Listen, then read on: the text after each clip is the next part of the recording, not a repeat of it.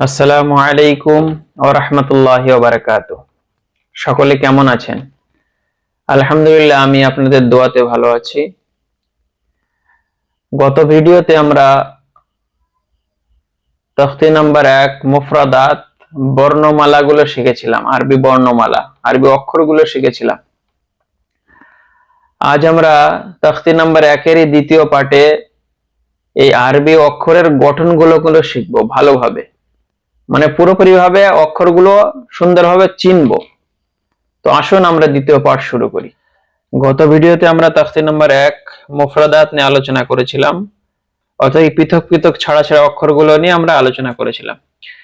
আজ আমরা এই অক্ষরের একটা পরীক্ষা আছে এখানে, আর তারপর এই অক্ষরের সাথে যুক্ত অক্ষরের আকৃতি, মানে এক অক্ষর অপর অক্ষরের সঙ্গে যখন মিলবে তখন সেই সময় অক্ষরের আকৃতি কেমন হবে সেটা নিয়ে আলোচনা করব। যেনারা কোরআন শিখতে ইচ্ছুক, যেনারা চান যে আমি শুদ্ধভাবে কোরআন শিখবো, তো তিনারা এরকম একটা নুরানি কায়দা বই কিনে নেবেন।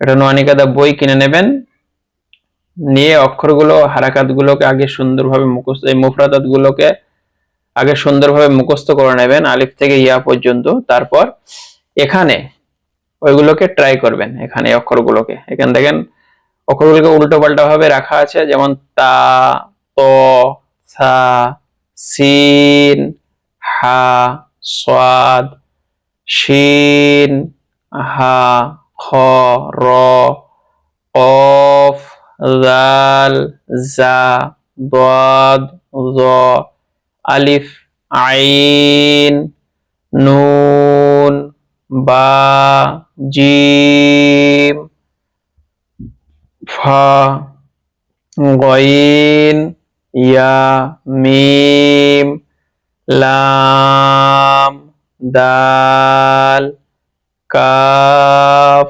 ওয়াও, হামজা, ইয়া। এইভাবে অক্ষরগুলোকে উল্টো পাল্টা ভাবে এখানে দেওয়া আছে, যেন আমরা অক্ষরগুলোকে চিনতে পাই। এই পাশে যেগুলো অক্ষরগুলো আমরা মুখস্থ করি সেগুলো যেন এখানে গিয়ে আকৃতি চিনতে পাই। অবশ্যই এবার আমরা এক অক্ষর যখন অপর অক্ষরের সঙ্গে মিলবে সেই সময় অক্ষরে তার আকৃতি কেমন হবে। একটা অক্ষরের বিভিন্ন রকম আকৃতি হতে পারে, সেই সময় অক্ষরগুলো আমরা কিভাবে চিনবো। দেখুন এখানে সর্বদা উপরে আলিফ আছে, আলিফ, এই আলিফ, এই আলিফের দ্বিতীয় তৃতীয় আকৃতি এখানে আছে। আলিফ একটা লম্বা দাগ মতন হলেই সেটা আলিফ। বা, তারপরে কি আছে বা। বা মূলত খেয়াল রাখতে হবে নিচেতে যদি একটা ফোঁটা থাকে, একটা চিহ্ন নিচেতে একটা ফোঁটা থাকলে সেটা বা। এখানে যেমন আছে নিচেতে বা। তা ঠিক এইরূপই তা, উপরে দুটো ফোঁটা যদি থাকে তাহলেই তা। কয়েকটা আকৃতি, এখানে 3টা আকৃতি দিয়ে রেখেছে। সা যেহেতু এখানে দেইনি, সাটা এমনই হবে, শুধু এই দুটো ফোঁটার থেকে একটা ফোঁটা বাড়বে। 3টে ফোঁটা হলেই এই সেম আকৃতিতে 3টে ফোঁটা হলে সা হয়ে যাবে। তারপরে জিম, জিম দিয়েছে এরকম আকৃতি। আচ্ছা, আমি একটা আপনাদেরকে খাতাতে লিখে একটু দেখিয়ে দিই, তাহলে সকলের বুঝতে সুবিধা হবে। দেখুন, হ্যাঁ দেখেন এখানে আপনি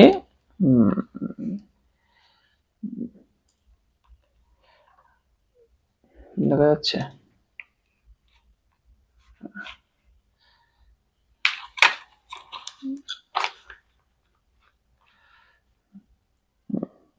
আলিফ, এটা আর চেনার প্রয়োজন নেই, একটা সোজা সোজা দাগ। বা নিচে ফোঁটা আছে, বা যদি এই অক্ষরের নিচেই ফোঁটা, জি নিচেই ফোঁটা থাকলে বা, উপরে দুটো ফোঁটা থাকলে তা। এই সেম যদি উপরে 3টে ফোঁটা থাকে আকৃতি এমনই হবে। বার নিচে যে অক্ষরগুলো আছে এমন আকৃতি, তার নিচে যে আকৃতিগুলো আছে এমন আকৃতি হবে, কিন্তু ফোঁটা এখানে 2 এর জায়গায় 3 হলে এটা সা। জি, এই 3টে অক্ষরে সেম আকৃতি এক।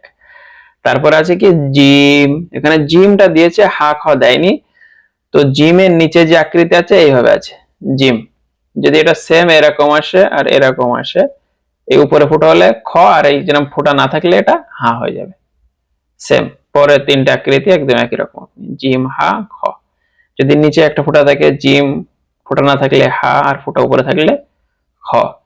তারপর আছে দাল, জালকে দেয়নি, দাল, জাল, ফোঁটা থাকলে জাল আর না থাকলে দাল। আকৃতি নিচে একটা আকৃতি দেওয়া হয়েছে, যখন অক্ষরের সঙ্গে মিশে যাবে কোন অক্ষরের সঙ্গে, তাহলে এই আকৃতিগুলো আসবে।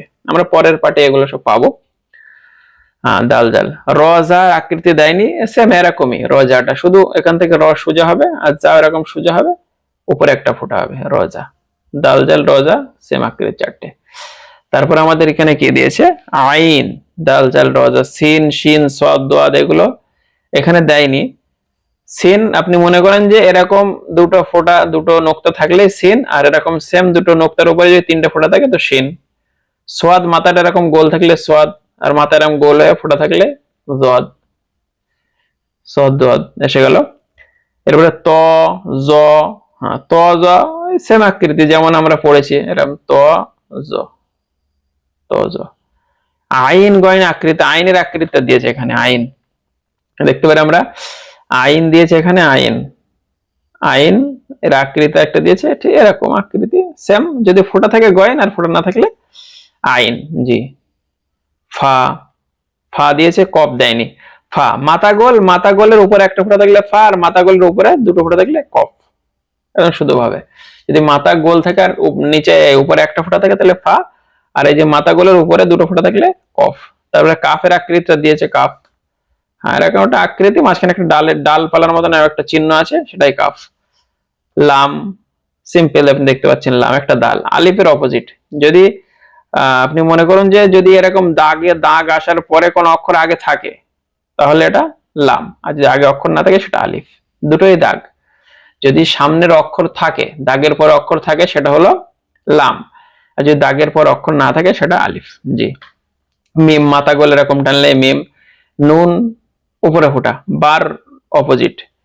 জি, আপনি এখানে বার আকৃতি আর নুনের আকৃতি সেম দেখতে পাবেন, বারও যেমন আর নুনেরও নিচেই তেমন, শুধু পার্থক্য কোথায়, বা নিচেই ফোঁটা আর নুন হলে উপরে ফোঁটা, এতটুকু পার্থক্য।